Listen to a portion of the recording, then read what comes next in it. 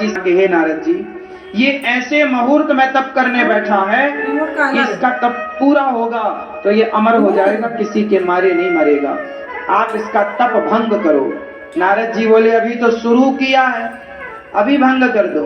हाँ बोले ये मुहूर्त टल जाए बस। नारद जी तोता बन के गए, पेड़ पे जाकर बैठ गए और नारायण नारायण नारायण बस इतना कहने लगे। हिरण्यकश्यप ने सोचा अरे ये तोता मेरे दुश्मन का नाम ले रहा। उसको लगा मुहूर्त ठीक नहीं, घर आ गया। पत्नी ने बोला कैसे हो स्वामी जी, जल्दी आ गए, भगवान मिल गए क्या?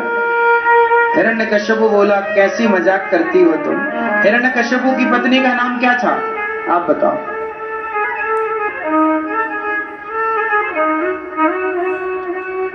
क्या नाम था?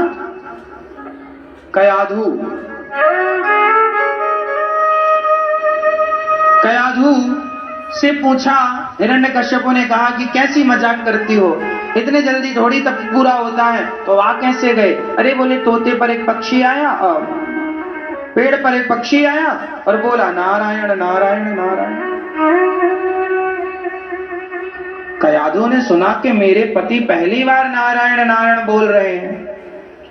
मौके का फायदा उठाया, पानी लेकर गई। स्वामी जी क्या बोला था उस तोते ने? बोला नारायण।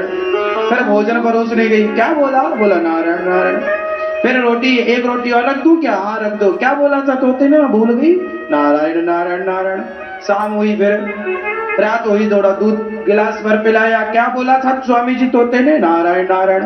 उसी रात कयाधु जो नारायण नारायण दोनों पति पत्नी जपे और उसी एक पॉजिटिविटी के साथ, क्योंकि भगवान का नाम जपा है तो वातावरण शुद्ध हुआ, मन शुद्ध हुआ, चित्त शांत हुआ। और उसी रात कयाधु मां गर्भवती हो गई और उनके गर्भवती होते ही हिरण्यकश्यप चला गया तप करने। इंद्र आते हैं और कयाधु का अपहरण कर लेते हैं कि तेरे गर्भ में जो बच्चा है उसे मैं मार दूंगा, क्योंकि ये भी राक्षस का बेटा राक्षस। तब नारद जी ने रोका ना, इसके गर्भ में भक्त है। नारद जी अपनी कुटिया ले गए, कयाधु को वहीं कथा सुनाई। तो नारद जी के द्वारा कही गई बातें कयाधु तो भूल गई, पर गर्भ के बच्चे में वो संस्कार भक्ति के पड़ते रहे नारद जी के द्वारा। कयाधु भूली नहीं। कयाधु ने कहा महाराज मेरा बच्चा पैदा होगा तो उसे बहुत खतरा है, ऐसी कृपा करो कि जब तक मेरे पति तप करके ना लौटे तब तक मेरा बच्चा पैदा ना हो। 10,000 वर्षों के बाद जब हिरण्यकश्यप लौटा तब नारद जी ने ऐसा अपने तप से ऐसा कार्य कर दिया कि जब तक पति नहीं आएगा तब तक तुम्हारा पुत्र गर्भ में ही रहेगा। तो हजारों वर्षों तक, जब तक हिरण्यकश्यप आ नहीं गए तब तक प्रहलाद जी अपने मां के गर्भ में ही भगवान का चिंतन करते रहे, हजारों वर्षों तक। उसके बाद जब हिरण्यकश्यप आया तो पैदा हुए। हिरण्यकश्यप बोला ये अच्छी बात है कि मैं आया और बच्चा हो गया, शुभ है। पर प्रहलाद जी तो हजारों साल मां के पेट में नाम जप कर चुके थे उस समय। अब आप ये आश्चर्य न मानिए कि आदमी की उम्र तो 100 साल ना, उस समय लाखों वर्ष उम्र होती थी। उस समय व्यक्ति की उम्र कितनी होती थी? लाखों। रावण ने कई लाख वर्ष तक शासन किया, कई लाख वर्ष। दशरथ जी ने हजारों वर्ष तक शासन किया है। भगवान राम ने 13,000 वर्षों तक शासन किया। उस समय आयु लंबी होती थी, पिज्जा बर्गर थोड़ी खाते थे, मस्त खाते पीते थे तो आयु लंबी थी। तुम्हारी तरह चाउमीन थोड़ी खाते थे, मैगी ये थोड़ी सब खाते थे। बढ़िया खाते थे तो हजारों साल जीते थे। घी पीते थे मस्त। आपके बाप दादे भी तो 90-100 पार कर जाते थे, एक एक गिलास घी पी लेते थे। तुमसे दूध नहीं पचता, तुम्हारे बाप दादे घी पचा लेते थे। ऐसे ही है सब।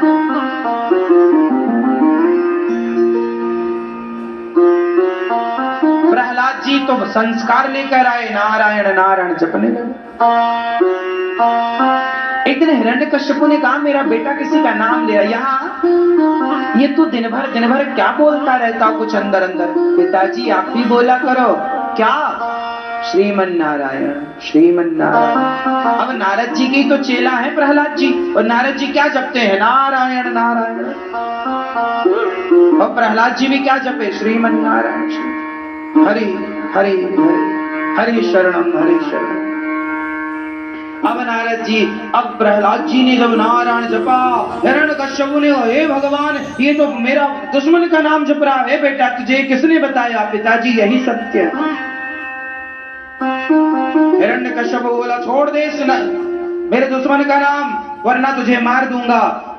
प्रहलाद जी बोले पिताजी जिसने माँ के पेट में रक्षा की है वही यहाँ भी रक्षा करेगा। तुम्हारे मारे मैं ना मरूंगा, और मौत होगी तो मर जाऊंगा।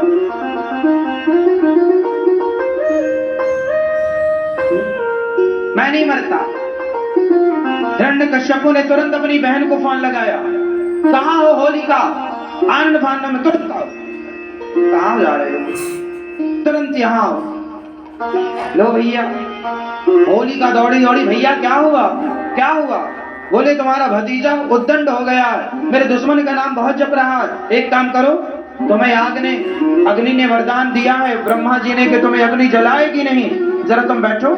होलिका बैठ गई, प्रहलाद को गोदा बोले से मार दो। ये सही नहीं है बच्चा, ये मेरे दुश्मन का नाम जपता है, बड़ा नारायण नारायण जपता है। हिरण्यकश्यप ने प्रहलाद जी को होलिका की गोद में दे दिया और होलिका जलने लगी। लेकिन संयोग देखिए कि भक्त प्रहलाद होलिका की गोद में भी सलामत रहे, और जिसे वरदान था कि आग नहीं जलाएगी, उसे वरदान इसलिए मिला था कि कोई आग में जल रहा हो तो तुम बचा लेना, इसलिए थोड़ी दिया था कि तुम किसी को आग में लेके बैठ जाना।